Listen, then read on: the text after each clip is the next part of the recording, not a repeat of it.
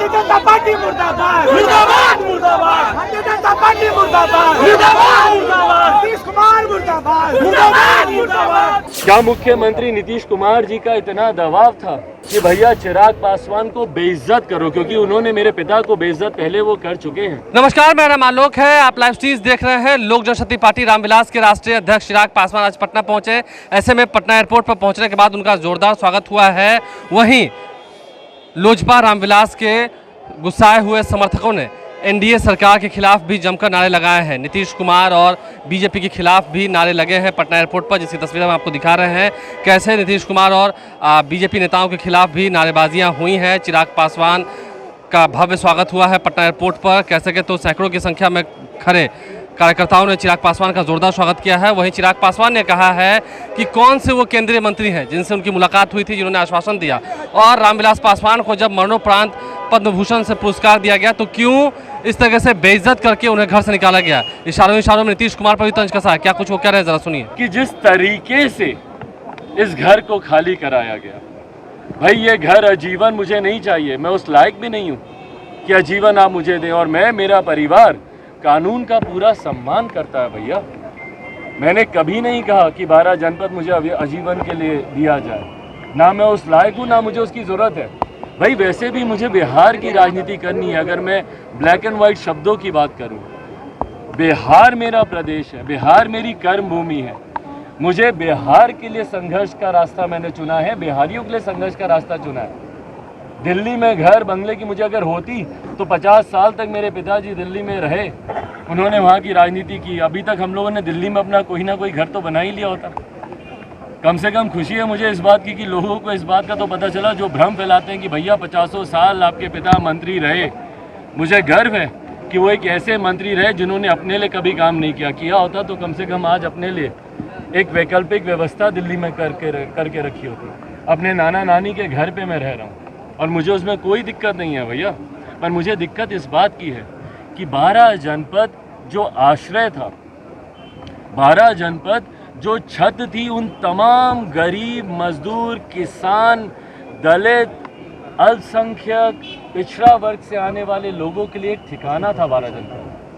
12 जनपद में लोग जाते थे बेझिझक होकर, वहाँ पर अपने काम, अपनी रहने, अपने खाने पीने की व्यवस्था वो मान कर चलते थे कि भैया एक घर है हम लोग का 12 जनपद में। और मैं सिर्फ बिहारियों की ही बात नहीं कर रहा हूँ, देश भर के लोगों की बात कर रहा हूँ। भाई मैं पत्रकार साथियों की बात कर रहा हूँ। आप लोगों के भी जो सहयोगी दिल्ली में रहते थे, बेरोक टोक दोपहर में पार्लियामेंट कवर कर रहे हैं, धूप है, गर्मी है, बरसात है, 12 जनपद ही आते थे, वहीं पर आकर चाय नाश्ता, खाना पीना सब वो लोग करते थे। तो ये एक आश्रय था ऐसे लोगों का जो आश्रय छीन लिया गया। मुझे उससे भी दिक्कत नहीं है, पर जिस तरीके से छीना गया, अब जो मैं बात कह रहा हूँ वो महत्वपूर्ण है।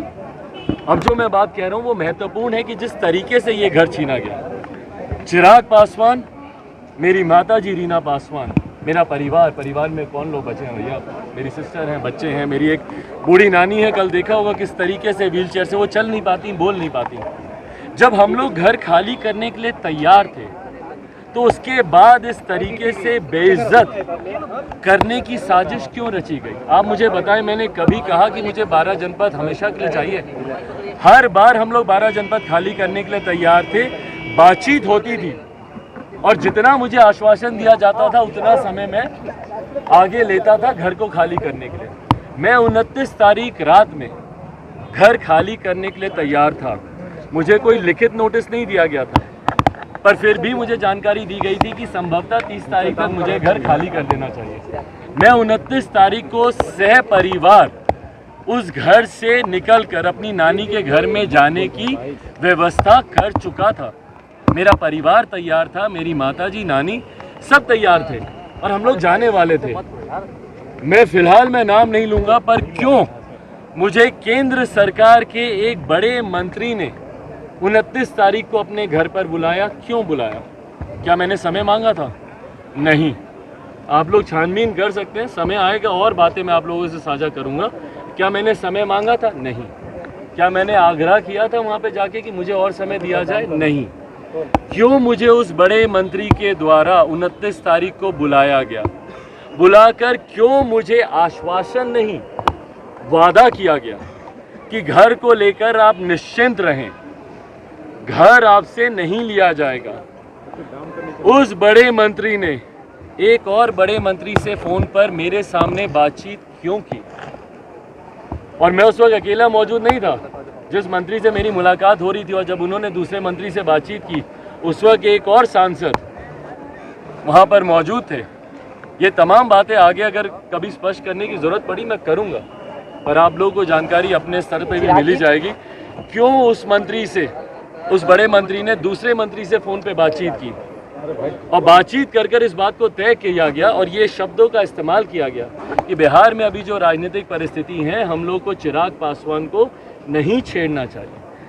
भविष्य है बिहार का चिराग पासवान, ये मौजूदा केंद्र सरकार के एक बड़े मंत्री, और मैं टॉप 5 रैंक के मंत्रियों की बात कर रहा हूँ, छोटे मोटे मंत्री की नहीं, जो सरकार में निर्णय लेते हैं, मैं उनकी बात कर रहा हूँ। क्यों उन्होंने फोन पर दूसरे मंत्री को ये कहा कि बिहार का भविष्य है चिराग, हम लोग को इनके मैटर में हस्तक्षेप नहीं करना चाहिए, मौजूदा परिस्थिति जैसी चल रही है चलते रहने दिया जाना चाहिए। उनके इस वादे पर उस रात मैं अपने परिवार के साथ 12 जनपद पर रुका और अगले दिन जिस तरीके से फोर्स भिजवाकर, भैया इतना क्या बुरा किया कि जिस तरीके से आपने फोर्स भिजवाई और जिस तरीके से उस फोर्स ने आकर हम लोग के सामान को बाहर फेंकने का काम किया।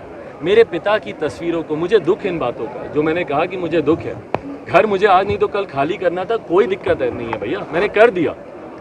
आपने 3 घंटे में मैंने घर खाली किया, मुझे कोई दिक्कत नहीं है उस बात की। पर जिस तरीके से मेरे पिता की तस्वीरों को उठा कर बाहर फेंका गया, जिस व्यक्ति को, रामविलास पासवान को इसी साल आपने पद्म भूषण से सम्मानित किया, उनकी तस्वीरों को उठाकर आपने बाहर फेंक दिया। संविधान के रचयिता डॉक्टर बाबा साहेब भीमराव अंबेडकर की मूर्तियों को उठाकर आपने घर के बाहर फेंका। मेरे पिताजी की नेम प्लेट, ये तस्वीरें आप ही सबके उस पर मैंने देखी हैं, आप ही सबके माध्यम से मेरे पास वो तस्वीरें आई हैं, क्योंकि मैं तो दिन में ही घर से बाहर चला गया था। उसके बाद जिस तरीके से मेरे माता पिता के बिस्तर पर आपके अधिकारी जूते चप्पल पहनकर उनके बिस्तर को रौंद रहे हैं, जिस बिस्तर पर मेरे पिता सोते थे उस बिस्तर पर जूते चप्पल पहनकर आप चढ़ रहे हैं। आपकी पुलिस की महिला कर्मी, मेरी महिला मददगार जो घर में जो इतने समय से जो परिवार के सदस्य के तौर पर है, उनके साथ धक्का मुक्की कर रही हैं। जो मेरी नानी की देखभाल कर रही हैं, उनके साथ महिला पुलिस आकर बदतमीजी कर रही है। मुझे ये कारण समझ में नहीं आया कि क्यों, जब हम लोग घर खाली करने को तैयार थे तो इस तरीके से घर को खाली करवाने की क्या जरूरत थी, किसके दिशा निर्देश पर? क्या मुख्यमंत्री नीतीश कुमार जी का इतना दबाव था कि भैया चिराग पासवान को बेइज्जत करो, क्योंकि उन्होंने मेरे पिता को बेइज्जत पहले वो कर चुके हैं, कि उनको बेइज्जत करके निकालो? क्या ये चाहते हैं मुख्यमंत्री नीतीश कुमार? भाई कोई दिक्कत नहीं है, मेरी इज्जत मेरे मान सम्मान की जिम्मेदारी बिहार की 12 करोड़ जनता ने उठा रखी है। बाहर फेंकवाने से चिराग पासवान को कोई फर्क नहीं पड़ता। आपने एक आशीर्वाद का हाथ मेरे सर से हटाया, मेरे चाचा आदरणीय रामविलास पासवान जी, आदरणीय पशुपति कुमार पारस जी के तौर पर आज बिहार की 12 करोड़ जनता अपना आशीर्वाद दे रही है। आपने मुझे एक घर से निकाला, लिख के ले लीजिए, बिहार की 12 करोड़ जनता के दिल में आज के बाद चिराग पासवान बसने वाला है। चिराग पासवान को आप कितना तोड़ने की कोशिश कर लें, कितना झुकाने की कोशिश कर लें, बार बार कहता हूँ, शेर का बच्चा हूँ, रामविलास पासवान का बेटा हूँ, ना डरने वाला हूँ ना झुकने वाला हूँ। आप मेरे चेहरे पे शिकन देखना चाहते हैं, अफसोस की बात है कभी नहीं दिखेगी, क्योंकि मैं डरता किसी परिस्थिति से नहीं हूँ। अपने नेता रामविलास पासवान से मैंने सीखा है। पर मेरे सवाल हैं उन नेताओं से जो आज मेरे नेता के नाम पर सरकार में मंत्री बने बैठे हैं। भाई वो दौर था जब आप मांग करते थे, मैं पशुपति कुमार पारस जी की बात कर रहा हूँ, आदरणीय चाचा जी की, वो दौर था जब वो मांग करते थे कि 12 जनपद को रामविलास पासवान स्मारक के तौर पर घोषित किया जाए। आज जिस सरकार में आप मंत्री हैं, उस सरकार ने आपके भगवान के मंदिर को ध्वस्त किया। किस मुंह से आप सरकार में मंत्री हैं आज की तारीख में? सिर्फ अपने लालच के लिए, कुर्सी का लालच ना।